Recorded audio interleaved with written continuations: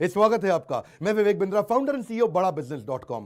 दुनिया के number 1 entrepreneurship YouTube channel पे वापस आने के लिए आपको बधाई, शुभकामनाएं और बहुत बहुत धन्यवाद। आपने टॉपिक बिल्कुल ठीक पढ़ा, $0 मार्केटिंग। ऐसा क्या किया जाए कि बिना पैसा खर्च किए क्या मेरे पास कस्टमर आ सकता है? क्या ये संभव है? हाँ, ये संभव है। आप हमारे पास आए हैं, अब तो बिल्कुल संभव है। क्यों संभव है? आज मैं आपको 7 स्ट्रैटेजी दूंगा और अगर आपको अच्छा लगे तो बताइएगा, इसके विषय में और भी वीडियो बनाऊंगा, लेकिन ये वीडियो को एंड तक जरूर देखिए क्योंकि एंड में कुछ खास बातें हैं। सीक्वेंस में चलिएगा, जल्दी एंड पे मत जाइए। आज मैं एक एक करके 7 स्ट्रैटेजी ले रहा हूं। पहला क्या है?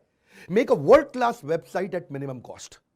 अगर अपने आपको बी फाउंड डोंट फाइंड, सुनिए मेरी बात को, बी फाउंड डोंट फाइंड, इसके बारे में थोड़ा और बोलूंगा मैं भी आपको कि लोग आपको ढूंढ करके आ जाए, आपको लोगों को ना ढूंढना पड़े।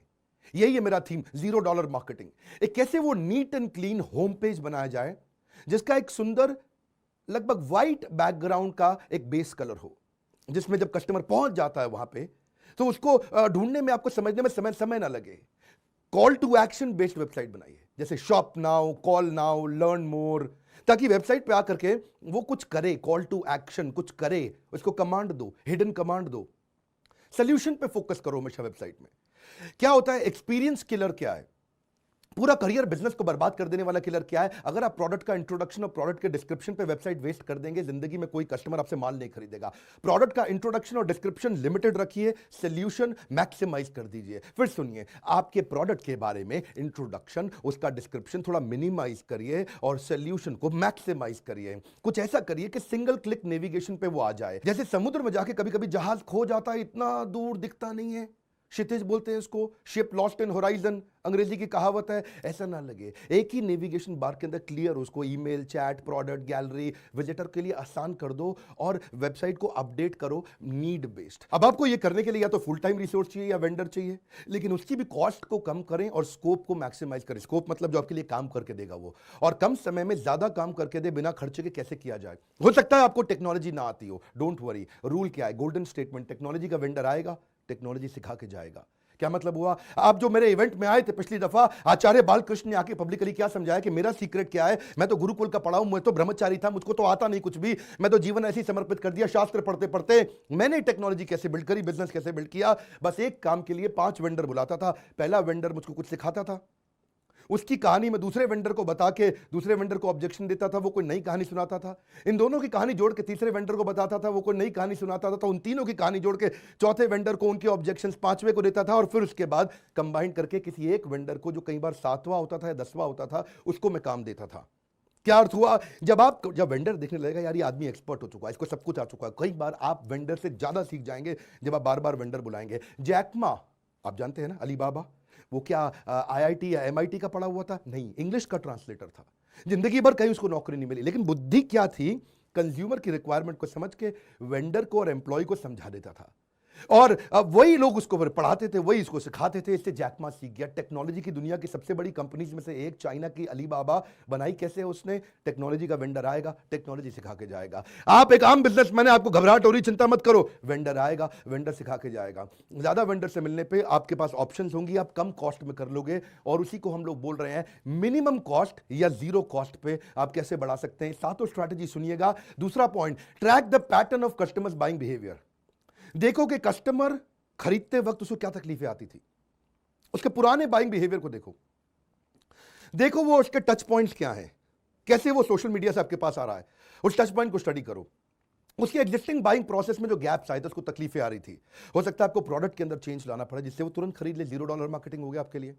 जैसे अगर वो खाना खाने आता है, आपका रेस्टोरेंट है, तो पहले दाल भी ऑर्डर करता था, शाही पनीर भी करता था, मिक्स वेजिटेबल भी करता था, पुलाव भी करता था, पराठा भी करता था, साथ में थोड़ा बहुत डेजर्ट भी करता था, रायता भी करता था, उसका बिल बढ़ जाता था। आपने क्या किया? उसको एक फिक्स थाली बना के दे दी, उसके बाइंग प्रोसेस की तकलीफ को कम कर दिया। पहले बिल आता था 800 रुपया, वो 250 रुपये में खाता है, वो तुरंत आपसे माल लेगा, हर बार लेगा।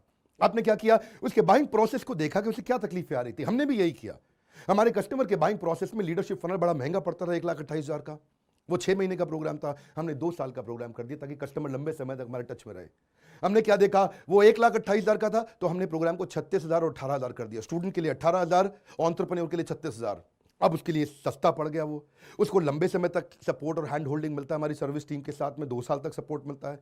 पहले उसको कंटेंट में हम खाली 25 फ्रेमवर्क देते थे, अब उसको 250 देते हैं हम लोग। पहले वो जब हमसे आता था, मिलता था, 6 महीने के बाद वो रिश्ता खत्म हो जाता था। अब रिश्ता लंबे समय तक चलता है। पहले खाली मैं पढ़ाता था, अब बिलियनियर एंटरप्रेन्योर अलग अलग सब्जेक्ट पे पढ़ाते हैं। पहले हम केवल एक बिजनेस की बात करते थे, अब उसमें बिजनेस में और डिटेल में जाते हैं, फाइनेंस भी करते हैं, टेक्नोलॉजी भी करते हैं, HR भी करते हैं, मार्केटिंग भी करते हैं, अलग अलग सब्जेक्ट करते हैं। तो उसके हमने बाइंग प्रोसेस के गैप्स को समझा और वहां से मुझको एक्स्ट्रा पैसा नहीं खर्च करना पड़ा। वो कस्टमर जो आज तक नहीं आया था वो मेरे पास आ गया। सुनो मेरी बात को, जो कस्टमर नहीं जुड़ता था अब वो भी जुड़ गया। इंटरनल स्टेक होल्डर से बात करो, अपनी सेल्स और सर्विस की टीम से बात करो कि कस्टमर को क्या तकलीफें आ रही हैं। अपने डेटा और फीडबैक फॉर्म को एनालाइज करो। याद रखिए, आपका बिजनेस का एक्सपेंशन परसेप्शन बेस्ड नहीं, डेटा बेस्ड होना चाहिए, एनालिटिक्स बेस्ड होना चाहिए। आप जो डिसीजन ले रहे हैं प्रोडक्ट पोर्टफोलियो को ऐड करने के, वो एनालिसिस पे करिए, गूगल एनालिटिक्स को यूज करिए। मैं उसके तरीके बताऊंगा कैसे करते हैं आपको, वो यूजफुल होता है, बड़ा फ्री होता है एकदम। ये चेक करो कि आपके पेज पे हाईएस्ट ट्रैफिक कौन से पेज पे आ रहा है, लोएस्ट ट्रैफिक कौन से पेज पे आ रहा है, जो वेबसाइट के अलग अलग पेजेस हैं आपके। चेक करो कि किस कंटेंट पे कस्टमर रिटेन होता है, यानी कि कौन से आर्टिकल को कस्टमर देर तक पढ़ता है आपकी वेबसाइट पे, कौन से पेज को देर तक पढ़ता है आपकी वेबसाइट पे, कहां पे देर तक रुकता है, कहां पे कौन सी सोशल मीडिया को देर तक पूरा वीडियो कंप्लीट देखता है, उसके किस चीज को शेयर कर रहा है, कौन से पेज को शेयर कर रहा है, कौन से वीडियो को शेयर कर रहा है, कौन सी फेसबुक पोस्ट को शेयर कर रहा है, कहां पे कौन सा प्रोडक्ट ज्यादा बिकता है, कौन सा प्रोडक्ट कम बिकता है। ये भी चेक करो कि कहां पे बाउंस रेट ज्यादा है, किधर आपका कस्टमर आपको छोड़ के चला जाता है। ये वीडियो बड़े काम का है, पूरा ध्यान से सुनिए। मैं आपको अपना यूट्यूब का एक्सपीरियंस बताता हूं। यूट्यूब ने मुझको प्रमोट जानते हैं क्यों किया? क्योंकि मेरे वीडियो का एवरेज व्यू ड्यूरेशन ज्यादा था। यानी कि अगर कोई वीडियो अगर 10 मिनट चलता है तो 10 मिनट में आपका कस्टमर उसको 3 मिनट देख रहा है, 4 मिनट देख रहा है, 6 मिनट देख रहा है या 8 मिनट देख रहा है। यानी कि 30%, 40%, 60%, 80%, कितना परसेंट देख रहा है। ज्यादातर जो कंटेंट क्रिएटर्स हैं, दूसरे स्पीकर्स हैं, उनके वीडियो को लोग ज्यादा देर तक नहीं देखते, इसलिए उसका ट्रैफिक नीचे गिर जाता है। यूट्यूब उसको दबा देता है, क्योंकि गूगल भी, फेसबुक भी, यूट्यूब भी, इंस्टाग्राम भी अपने कस्टमर को रिटेन करना चाहता है। हर आदमी चाहता है कि उसका ट्रैफिक उसके पास रुके। इसीलिए यूट्यूब ने मेरे साथ में अच्छी पार्टनरशिप करी। यूट्यूब ने हमारे को भयंकर प्रमोट किया। क्यों प्रमोट किया? क्योंकि कंटेंट अच्छा था। हमने देखा रिटेंशन और रेफरल पे ध्यान दिया। अब मैं तीसरी स्ट्रैटेजी पे जा रहा हूं, anticipatory content to gain customers attention. Anticipatory content का मतलब है वो कंटेंट दे दो जो कस्टमर आपके प्रोडक्ट को यूज करते हुए जिन तकलीफों को सामना करने वाला है वो पहले ही दे दो उसको। कंटेंट कुछ ऐसा बनाओ, 10x कर दो कंटेंट को, उसको ऑथेंटिक करो, उसको रेलेवेंट करो, जबरदस्त होना चाहिए, टू द पॉइंट होना चाहिए कंटेंट। लंबा चौड़ा मत लिखो, कोई बड़े बड़े आर्टिकल मत लिखो, एक इन्फोग्राफिक में बना दो, छोटा सा ग्राफिक, टाइम सेव हो जाएगा। जैसे ही इमेज देखेगा उसको बात समझ में आ जाएगी, उसकी प्रॉब्लम सॉल्व हो जाएगी। फ्री कंटेंट दो। अपने जो कंटेंट है उसमें प्रमोशनल ऑफर मत डालो, उसमें प्रोडक्ट की फीचर मत डालो। फिर से बता रहा हूं, you will lose your customer. अगर आपकी पैथोलॉजी की लैब है तो उसको कौन कौन से टेस्ट करने चाहिए, किन टेस्ट के लिए, उसने अगर मान लो हार्ट का टेस्ट कराया तो साथ में और कौन से टेस्ट उसको काम आएंगे। अगर रेस्टोरेंट है आपका तो उसको रेसिपी बेस्ड कंटेंट दो। अगर आप डॉक्टर हैं तो उसको कैसे अपनी हेल्थ में प्रिवेंशन बेस्ड कंटेंट दो। ये कैसे उसकी हेल्थ अच्छी रहेगी। वो मत दो कि भाई तुम आके मेरे से टेस्ट करा लो, 20% डिस्काउंट दे रहा हूं। अरे उससे कस्टमर चला जाता है। अगर आप लॉयर हैं तो उसके अधिकारों के बेस पे कंटेंट उसको बना के दो। अगर आप चार्टर्ड अकाउंटेंट है तो वो टैक्स कहां से सेव करे, उसका कंटेंट, उसकी स्कीम्स का कंटेंट उसको बना करके दो। अपनी सोशल मीडिया की प्रेजेंस को बढ़ाओ। आपने नोटिस किया मैंने फेसबुक पे बहुत तेज एक्सपैंड किया पिछले कुछ महीनों में। आपको मालूम है, एक ऐसी खबर दे दूं आपको हिल जाएंगे आप, पिछले महीने 14 करोड़ लोगों ने मेरे वीडियो देखे फेसबुक पे। मैं दोबारा बोल देता हूं, बहुत बड़ा नंबर है। हमें विश्वास ही नहीं था कि फेसबुक पे इतना हो सकता है क्या। यूट्यूब के साथ साथ में फेसबुक पे बहुत ज्यादा पॉपुलर हो गया, लोग पुराने वीडियोस भी देखने लगे फेसबुक पे। 14 करोड़ का व्यूअरशिप एक महीने में, लाइफ टाइम नहीं मैं बोल रहा। मैं बड़े बड़े चैनल्स में 14 करोड़ का लाइफ टाइम व्यूअरशिप नहीं होता। कंटेंट सब कुछ है भाई साहब, अच्छा कंटेंट बना के दो, एंटीसिपेटरी कंटेंट दो, पीपल को अलाउ करो कि वो आपके साथ एसोसिएट हो जाएं। चौथा जबरदस्त है, flip your marketing budget from outbound to inbound. क्या अर्थ हुआ? कस्टमर को ढूंढने मत जाओ, कस्टमर आपको ढूंढता हुआ है। $0 मार्केटिंग। याद रखिए वीडियो, ये वीडियोस अगर आप बिजनेस को लेके इंटरेस्टेड है, एंटरप्रेन्योर है यानी कि बिजनेस कर रहे हैं, वो एंटरप्रेन्योर है यानी कि बिजनेस कभी करेंगे, मेरे वीडियोस कभी मत छोड़िए, रोज देखिए वीडियोस। ऐसे ऐसे आपको देने वाला हूं मैं, वीडियो बढ़ाने लगा हूं अब यूट्यूब में। आउटबाउंड मार्केटिंग बंद कर दो, कस्टमर के पीछे पीछे मत जाओ, कस्टमर को अपने पीछे पीछे लेके आओ। बड़ा हल्का सा फर्क है इसमें। पहले 90% लोग आउटबाउंड पे पैसा खर्च करते थे, 10% इनबाउंड पे करते थे। अब ट्रैफिक चेंज हो रहा है, मॉडल चेंज हो रहा है। अब लोग 90% इनबाउंड पे करते हैं, 10% आउटबाउंड पे। आउटबाउंड क्या होता है? जो ट्रेडिशनल मेथड्स हैं, जैसे कि यहां पे आप कस्टमर को ढूंढने जाते हो, ट्रेड शो में जाते हो, सेमिनार्स में जाते हो, कोल्ड कॉलिंग करते हो, टेली मार्केटिंग करते हो, ईमेल करते हो, टीवी पे ऐड करते हो, रेडियो पे करते हो, प्रिंट पे करते हो, होर्डिंग पे करते हो, डोर टू डे सेल्स करते हो। इसका आरओआई कम है। मालूम है ये कैसा है आउटबाउंड? आउटबाउंड ऐसा है जैसे आप खेत में सुई ढूंढ रहे हो, खेत में सुई ढूंढ रहे हो, यानी कि अपने अखबार पे ऐड कर दी, इतने बड़े खेत में एक कस्टमर ढूंढने निकले थे आप, या थोड़े से कस्टमर ढूंढने निकले थे, खेत में सुई नहीं ढूंढते, इनबाउंड। ऐसा क्या करें कि सुई मेरे पास अपने आप चल के आ जाए, कस्टमर अपने आप चल के आ जाए। ज्यादातर मॉडल चेंज हो गए हैं। Content marketing, blogging, social media, SEO, PPC, ये सारे वो तरीके हैं जिससे आप इनबाउंड करते हो। आप इनबाउंड मार्केटिंग इतनी पावरफुल है क्योंकि ये कस्टमर को एम्पावर करता है कि वो आपको ढूंढता हुआ आ जाए आपके पास। आप प्रिसाइज सही एग्जैक्ट कस्टमर के पास जाते हैं तो कॉस्ट कम हो जाती है, अदरवाइज आपकी कॉस्ट ज्यादा आती है। इससे आपका ट्रस्ट, रेपुटेशन, लॉयल्टी बढ़ती है। तो कस्टमर को पहले करो अट्रैक्ट, उसके बाद करो एंगेज, उसके बाद करो डिलाइट। मेरी बात समझ गए? Attract, engage, delight. कस्टमर आए, आप ना जाएं। पांचवा है बिल्ड योर डेटाबेस। पैसा नहीं खर्च करना चाहते, डेटा को संभालना शुरू करो। बोल चुके Mukesh Ambani, data is the new oxygen, data is the new currency. Data दो प्रकार का, एक इंटरनेट का डेटा और एक डेटा वाला डेटा जिसमें आपके पास सारे नंबर, सारी detail, email address, phone numbers, उनके इंटरेस्ट, उनके पुराने बाइंग, उन्होंने कब खरीदा है। सॉफ्टवेयर लगाओ, सीआरएम लगाओ, ईआरपी लगाओ। इसके बिना चल नहीं सकता। इसके लिए मैंने कोर्सेज भी बनाए हैं। ईआरपी में मैंने कोर्स बनाया, सीआरएम पे कोर्स बनाया, उसको सीखो। बिजनेस को ऑटोमेट करो। दुकानदार भी अपना धंधे को ऑटोमेट कर सकता है, एक पनवाड़ी भी धंधे को ऑटोमेट कर सकता है, तभी आप गल्ला छोड़ के बाहर निकलोगे। Build database of your potential prospect and existing prospect. जो भी रेलेवेंट डेटाबेस है उसको इकट्ठा करना शुरू करो। आपके मन में आएगा डेटा कैसे मिलता है भैया? अरे भैया ये कहां से मिलता है डेटाबेस? आपके मन में आएगा अरे डेटा पता है कैसे मिलता है? आपको अलग अलग सोर्सेज आपके खुद थे, आपने ध्यान नहीं दिया। किसी ने आपको कॉल किया, वो डेटा है। हर डेटा को सीआरएम में डालो, सीआरएम लगवाओ अपने यहां पे। बहुत सस्ता पड़ता है सीआरएम। अगर आपको नहीं मालूम, उसके बारे में जानना चाहते हैं तो मेरा ईआरपी का कोर्स इस समय बहुत सस्ती स्कीम में मैं आपको दे रहा हूं, अफोर्डेबल दे रहा हूं। इसको पब्लिकली मैंने अनाउंस नहीं किया था। 36,000 वाला कोर्स नहीं बोल रहा, ईआरपी का छोटा कोर्स बोल रहा हूं कि आप कैसे हर कॉल को, डेटा को रजिस्टर कैसे करो, उसके सारे स्टेप्स, उसकी सारी डिटेल 25-25, 30-30 वीडियोस में बना करके पूरे कोर्सेज बना करके दिए। चैटबॉट के थ्रू डेटा आता है आपके पास में। कोई पुरानी सेल्स हुई है वो भी आपका डेटा है। कोई इंक्वायरी फॉर्म पे वेबसाइट में कुछ भर दिया आपके बारे में, वो डेटा ही तो है आपका। और क्या है? उस डेटा को सबको सीआरएम में लेकर के आओ। कोई इवेंट में गए, वहां से कुछ बिजनेस कार्ड लेकर के आए, कुछ इंफॉर्मेशन लेके आए, उसको अपने सीआरएम में डालो, वो आपका डेटा है। किसी ने फीडबैक दिया आपको, वो भी आपका डेटा है, उसको सबको भरो सीआरएम में। एम्पावर करो अपनी टीम को कि वो उसके बाद जो डेटा इकट्ठा हो गया है, 1,000, 2,000, 10,000 कस्टमर का, पुराने 500, 200, 100 जितने भी हैं, उनके साथ में रिलेशनशिप बिल्ड करें, उनको नर्चर करें, उनको फॉलो अप करें, उनको कंसिस्टेंट पिच दे। ये मेरा 5वां पॉइंट था। और 6ठा पॉइंट इसी से संबंधित है, give old data a new life. क्या मतलब हुआ? मेरी बात समझो। अब तक जो डेटा इकट्ठा किया है ना, पुराने डेटा को नया जीवन भी देते जाओ, क्योंकि डेटा पुराना होता चला जाएगा। उसको नया जीवन दो। कैसे नया जीवन दोगे? फॉलो अप करो एक एजिंग लीड के साथ। एजिंग लीड मतलब जिसको 6 महीना हो गया, 3 महीना हो गया, 9 महीना हो गया, 1 साल हो गया, ऐसी लीड के साथ में रिलेशनशिप बिल्ड करो। इसका तरीका क्या है?